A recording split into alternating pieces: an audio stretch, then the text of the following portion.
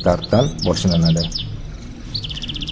Haydovchi harakatni amalga oshirgandan so'ng piyodalar o'tish joyida to'xtaydi.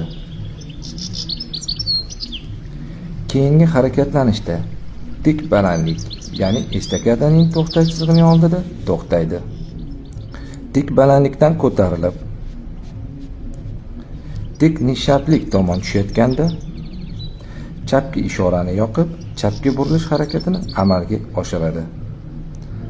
Oldinda 90 gradusli burilishdan iborat bo'lib, haydovchi ushbu ikkinchi yo'nalishga harakatlanadi.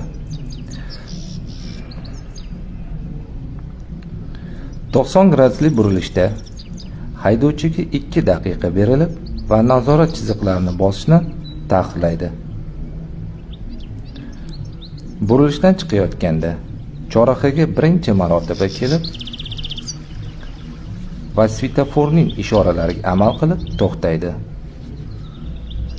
Svetoforning ruxsat etuvchi ishorasida to'g'riga harakatlanib, o'ngga birinchi ilon iziga kirishni amalga oshiradi. U yerda ham haydovchiga 2 daqiqa berilib, nazorat chiziqlarini bosishni taqiqlaydi. Ilon izidan chiqishda chorrahaga ikkinchi marotaba kelib,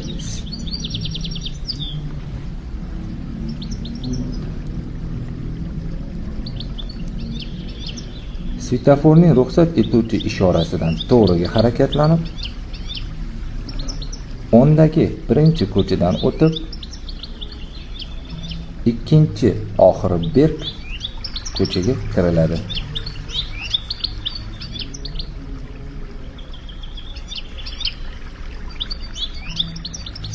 Ushbu mashqda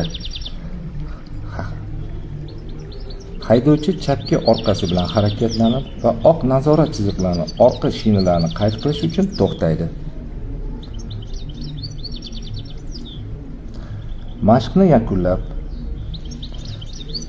so'ng avtomobilning oldi bilan chiqib ketiladi.